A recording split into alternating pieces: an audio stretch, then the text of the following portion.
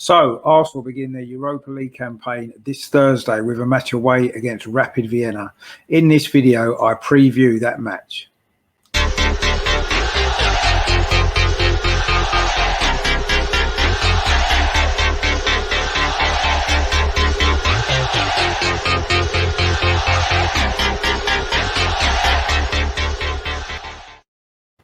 Hello, I'm Richard and welcome back to my channel over and over again, which features everything to do with Arsenal. Now in this video, I just want to look ahead to tomorrow night's Europa League opener away against Rapid Vienna. Just before I do that, I just want to make sure that you are all subscribing to my channel. If you like what I do, please click the subscribe button. If you like this video, please give it a thumbs up as well, as it does help it to grow. If you've got any comments at all about the match tomorrow, what your selected team lineup might be, anything to do with the game at all, or anything to do with Arsenal, please drop them in the comments box as well, because I do like to hear what you guys think as well.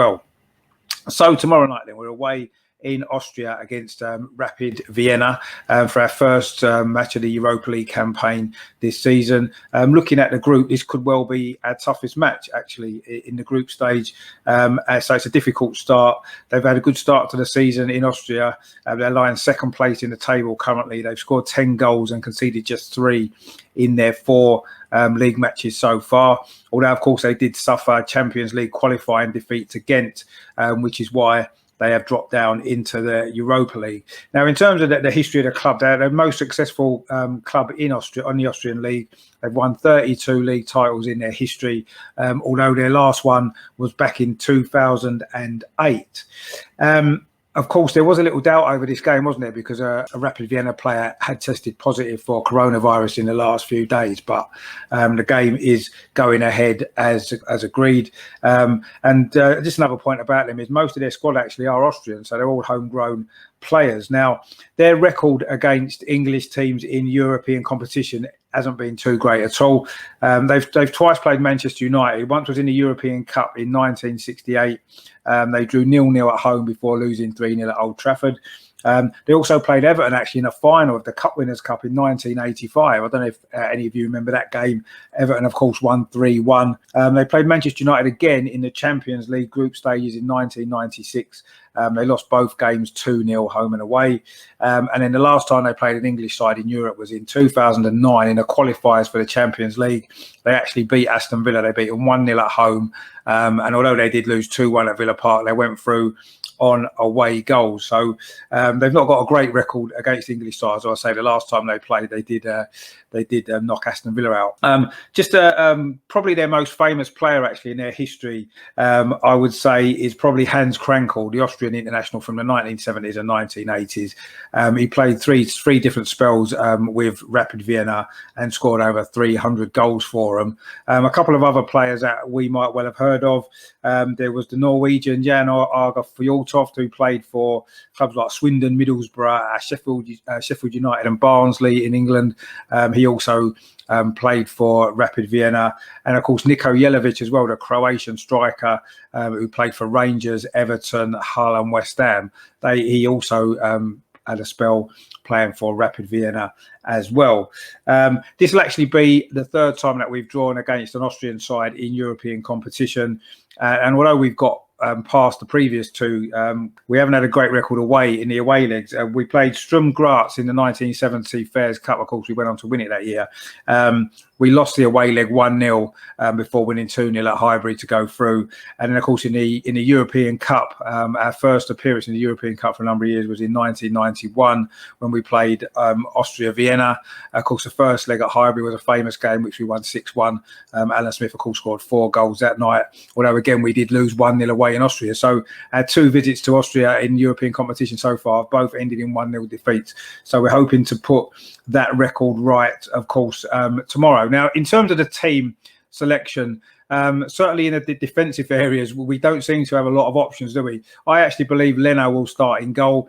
I'm still not sure that Renarsson is ready to play at top level competition as yet, but we'll see. But I think Leno will start in goal. Now, of course, in defence, and we have got some injuries, haven't we? Pablo Mari, of course, is out. Rob Holding now's got injured. Mustafi and Chambers both aren't fit to play.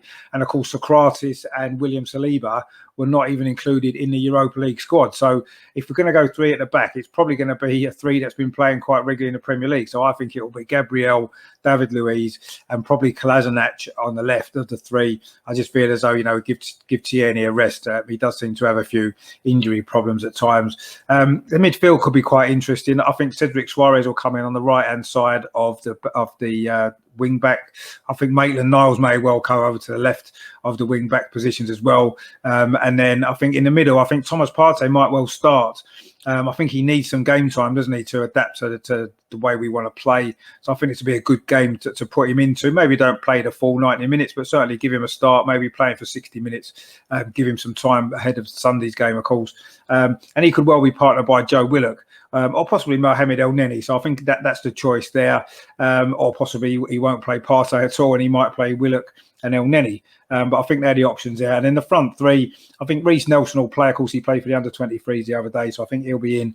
I think Eddie Nketiah will start in the centre-forward position, having been largely rested in the game against Manchester City. And then on the left-hand side, maybe Saka might move up there, get him game time further up the pitch. I wouldn't be surprised to see that. So I think that'll be the team I can see playing. I say we do seem to have a few issues in the defensive area, don't we? So there's not a lot of choice, unfortunately. I think Gabriel and David Luiz are going to have to play again. So that's that there. I mean, in terms of a score prediction, you'd imagine we're going to start favourites to this game. Obviously, against us is the fact that, you know, we don't have a good record away in Austria over there in history.